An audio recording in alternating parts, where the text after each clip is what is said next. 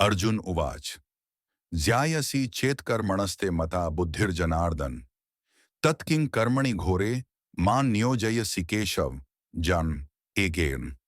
अर्जुन ने कहा, हे जनार्दन, यदि आप ज्ञान को कर्म से श्रेष्ठ मानते हैं, तब फिर आप मुझे इस भीषण युद्ध में भाग लेने के लिए क्यों कहते हैं? व्यामिश्रणेव वाक्यन बुद्धिम मोहयसीव में तदेकम वद निश्चित्य येन श्रेयो हम आपनुयाम।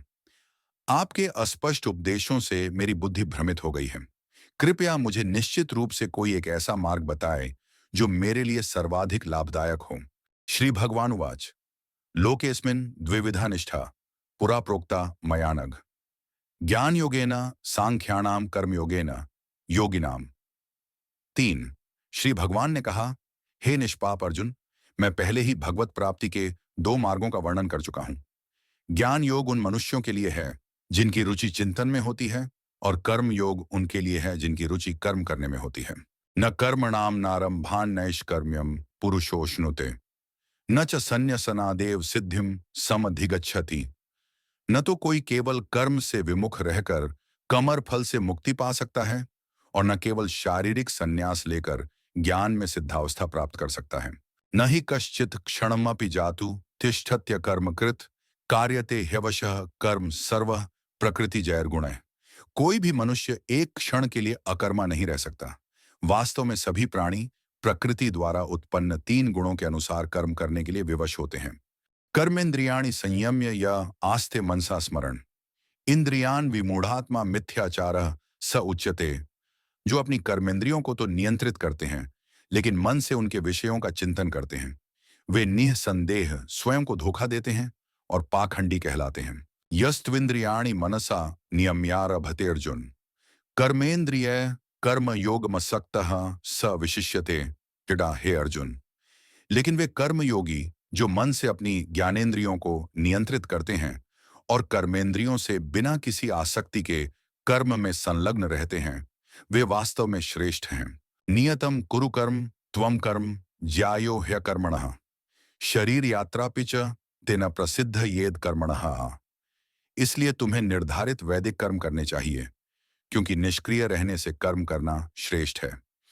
कर्म का त्याग करने से तुम्हारे शरीर का भरण पोषण भी संभव नहीं होगा। यज्ञार्थात कर्मणोन्यत्र लोकोयम कर्म बंधनः तदर्थम कर्म कौन्तेय मुक्त संगः समाचर वायन। परमात्मा के लिए यज्ञ स्वरूप में कर्मों का निष्पादन करना चाहिए, अन्यथा कर्म बंधन का कारण बनेंगे। इसलिए हे कुंती पुत्र, भगवान के सुख के लिए और फल की आसक्ति के बिना अपने नियत कर्म करो। सह यज्ञा प्रजा सृष्ट्वा पुरवाच प्रजापति अनेन प्रसविष्यध्वम एष वो स्त्विष्टका मधुक।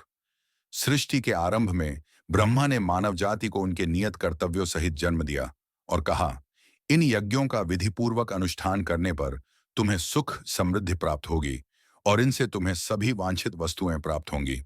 देवान भाव्यतानेन ते देवा भाव्यन्तु व परस्परम भाव्यन्तः श्रेयः परम वाप्स्यथ। तुम्हारे द्वारा संपन्न किए गए यज्ञों से देवता प्रसन्न होंगे तथा मनुष्यों और देवताओं के संबंध के परिणाम स्वरूप सभी को सुख समृद्धि प्राप्त होगी। इष्टान भोगान ही वो देवा दास्यन्ते यज्ञ भाविताः तैर्दत्तान प्रदायभ्यो यो भुंक्ते स्तेनेव।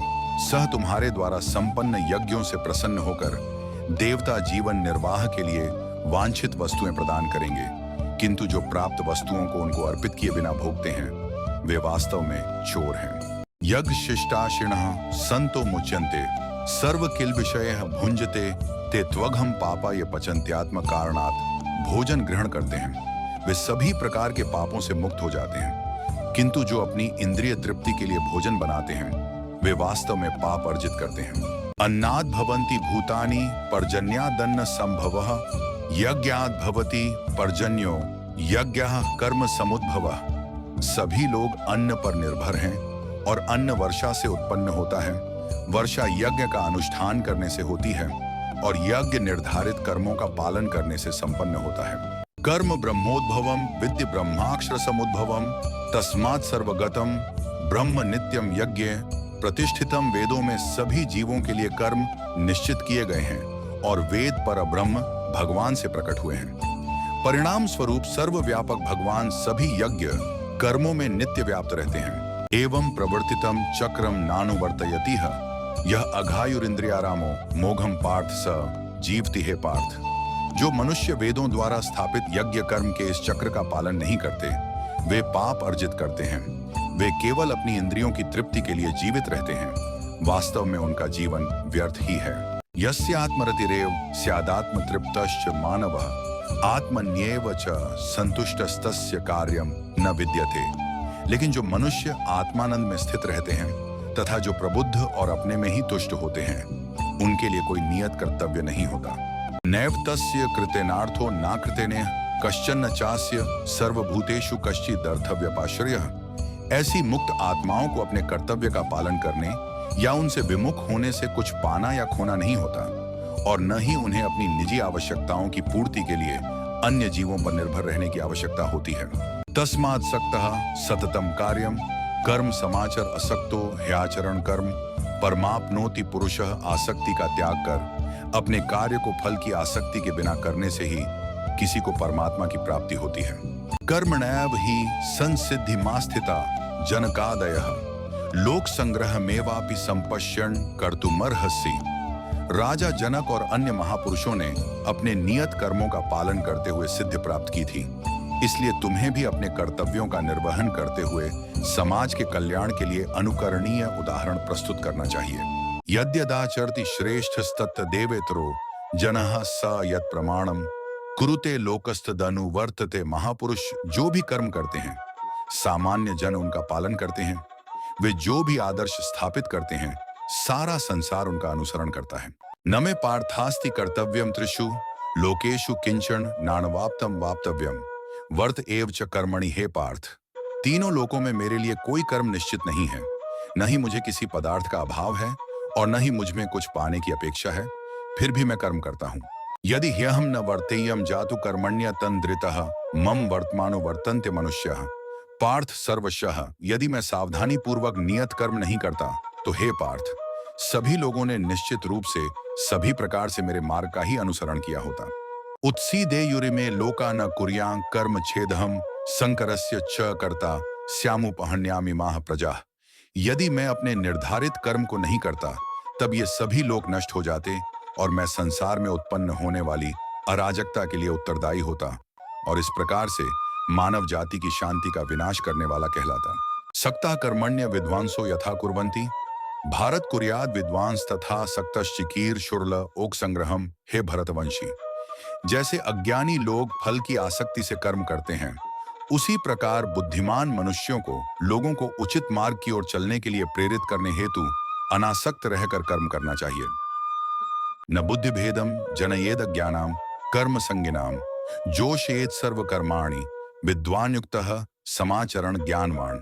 मनुष्यों को चाहिए कि वे अज्ञानी लोगों को, जिनकी आसक्ति इस काम कर्म करने में रहती है, उन्हें कर्म करने से रोककर उनकी बुद्धि में संशय उत्पन्न न करें, अपितु स्वयं ज्ञान युक्त होकर अपने कार्य करते हुए उन अज्ञानी लोगों को भी अपने नियत कर्म करने के लिए प्रेरित करना चाहिए। प्रकृते क्रियमाणानि गुणैः कर्माणि सर्वशः अहंकार विमूढ़ात्मा कर्ता हमिति मन्यते। जीवात्मा देह के मिथ्या ज्ञान के कारण स्वयं को अपने सभी कर्मों का कर्ता समझती है।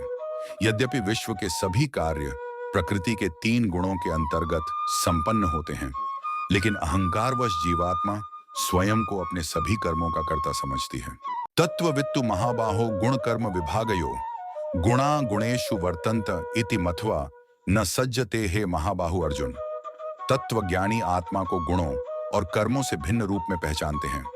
वे समझते हैं कि इंद्रिय, मन आदि के रूप में केवल गुण ही हैं जो इंद्रिय विषयों गुणेशु में संचालित होते हैं, इसलिए वे उनमें नहीं फंसते।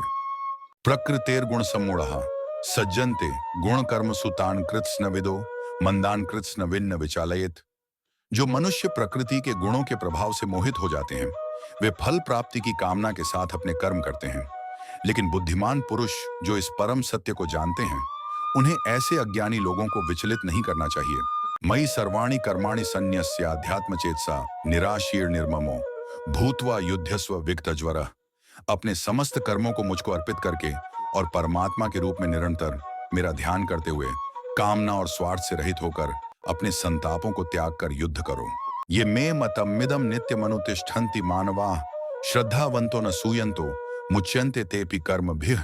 जो मनुष्य अगाध श्रद्धा के साथ मेरे इन उपदेशों का पालन करते हैं और दोष दृष्टि से परे रहते हैं, वे भी कर्म के बंधनों से मुक्त हो जाते हैं। ये त्वेतदभ्यसूयन्तो नानुतिष्ठन्ति में मतम सर्व ज्ञान विमूढ़ान स्थान विद्धि नष्टान चेतसः। किंतु जो मेरे उपदेशों में दोष ढूंढते हैं, वे ज्ञान से वंचित और विवेकहीन होते हैं। इन सिद्धांतों की उपेक्षा करने से वे अपने विनाश का कारण बनते हैं। सदृशम चेष्टते स्वस्याः प्रकृतेर ज्ञानवाणपि प्रकृतिम यान्ति भूतानि निग्रह किम करिष्यति। बुद्धिमान लोग भी अपनी प्रकृति के अनुसार ही कार्य करते हैं, क्योंकि सभी जीव अपनी स्वाभाविक प्रवृत्ति से प्रेरित होते हैं। दमन से क्या प्राप्त हो सकता है? इंद्रियस्येन्द्रियस्यार्थे राग द्वेषो व्यवस्थितो तयोर्न वशमागच्छेत्तो ह्यस्य परिपंथिनो। इंद्रियों का इंद्रिय विषयों के साथ स्वाभाविक रूप से राग और द्वेष होता है, किंतु मनुष्य को इनके वशीभूत नहीं होना चाहिए, क्योंकि ये आत्म कल्याण के मार्ग के अवरोधक और शत्रु हैं। श्रेयान् स्वधर्मो विगुणः परधर्मात् स्वनुष्ठितात् स्वधर्मे निधनम श्रेयः परधर्मो। भयावह अपने धर्म को दोष युक्त संपन्न करना किसी अन्य के धर्म को समुचित ढंग से संपन्न करने से कहीं अधिक श्रेष्ठ होता है। वास्तव में अपने कर्तव्य का पालन करते हुए मर जाना दूसरों के कर्तव्य का अनुसरण करने से श्रेयस्कर होता है। दूसरे के धर्म का पालन भययुक्त है।